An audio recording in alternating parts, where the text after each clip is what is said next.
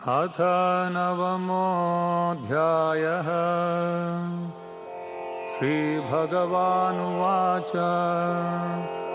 इदं तु ते गुह्यतमं प्रवक्ष्याम्यनसूयवे ज्ञानं विज्ञानसहितं यज्ञात्वा मोक्षसे शुभाम्। राजविद्या राजगुह्यं पवित्रमिदमुत्तमम् प्रत्यक्षावगमं धर्म्यं सुसुखं कर्तुमव्ययम्। अश्रद्धधानाः पुरुषा धर्मस्यास्य परन्तप अप्राप्य मां निवर्तन्ते मृत्युसंसारवर्त्मनि। मया ततमिदं सर्वं जगदव्यक्तमूर्तिना मत्स्थानि सर्वभूतानि न चाहं तेष्वस्थितः न च मत्स्थानि भूतानि पश्य मे योगमैश्वरम्।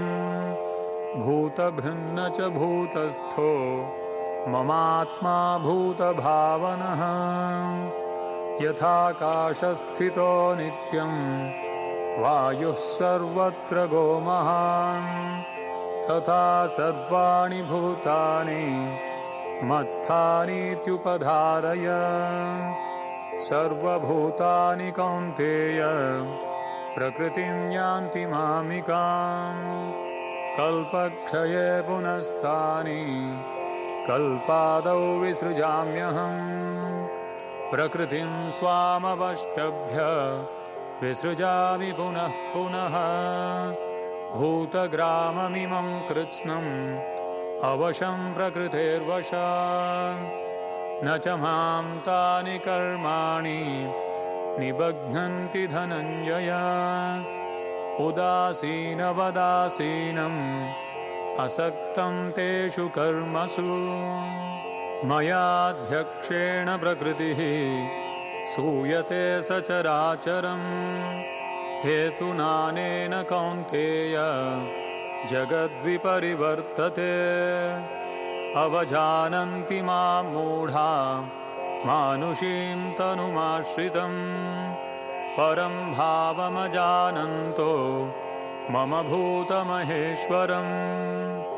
मोघाशामोघकर्माणो मोघज्ञानाविचेतसः राक्षसीमासुरीं चैव प्रकृतिं मोहिनीं श्रिताः महात्मानस्तु मां पार्थ दैवीं प्रकृतिमाश्रिताः भजन्त्यनन्यमनसो ज्ञात्वा भूतादिमव्ययम् सततं कीर्तयन्तो मां यतन्तश्च दृढव्रताः नमस्यन्तश्च मां भक्त्या नित्ययुक्ता उपासते।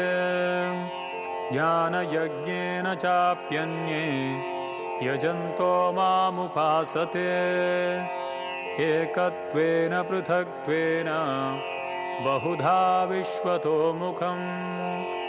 अहं क्रतुरहं यज्ञः स्वधाहमहमौषधम् मन्त्रोऽहमहमेवाज्यम् अहमग्निरहं हुतम् पिताहमस्य जगतो माता धाता पितामहः वेद्यं पवित्रमोङ्कार ऋक्सामयजुरेव च गतिर्भर्ता प्रभुः साक्षी निवासः शरणं सुहृत् प्रभवः प्रलयस्थानं निधानं बीजमव्ययम् तपाम्यहमहं वर्षं निगृह्णामुत्सृजामि च अमृतं चैव मृत्युश्च सदसच्चाहमर्जुन त्रैविद्या मां सोमपाः पूतपापा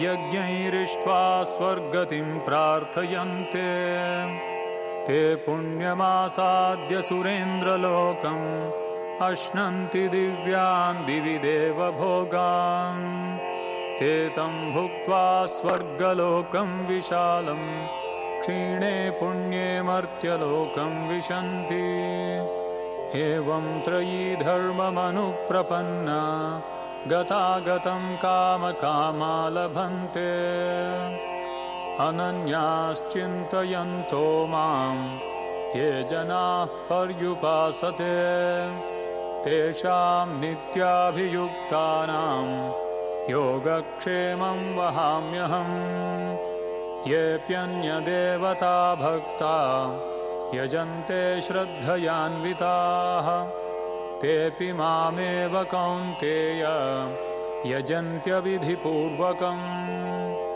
अहं हि सर्वयज्ञानां भोक्ता च प्रभुरेव च न तु मामभिजानन्ति तत्त्वेनातश्च्यवन्ति ते यान्ति देवव्रता देवान् पितॄन् यान्ति पितृव्रताः भूतानि यान्ति भूतेज्या यान्ति मद्याजिनोऽपि माम् पत्रं पुष्पं फलं तोयं यो मे भक्त्या प्रयच्छति तदहं भक्त्युपहृतम् अश्नामि प्रयतात्मनः यत्करोषि यदश्नासि यज्जुहोषि ददासि यत्तपस्यसि कौन्तेय तत्कुरुष्व मदर्पणम् शुभाशुभफलैरेवं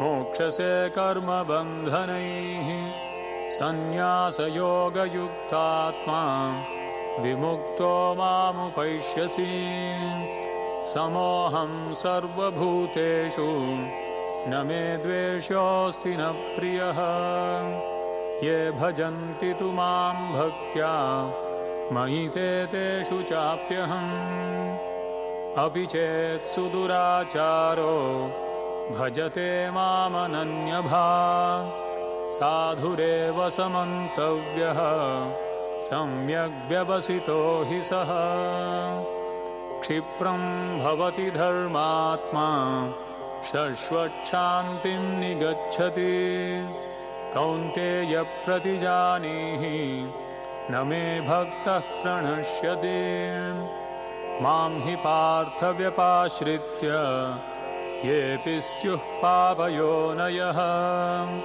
स्त्रियो वैश्यास्तथा शूद्राः तेऽपि यान्ति परां गतिम् किं पुनर्ब्राह्मणाः पुण्या भक्ता राजर्षयस्तथा अनित्यमसुखं लोकम् इमं प्राप्य भजस्व माम् मन्मना भव मद्भक्तो मद्याजी मां नमस्कुरु मामे वैश्यसि युक्त्वैवम् आत्मानं मत्परायणः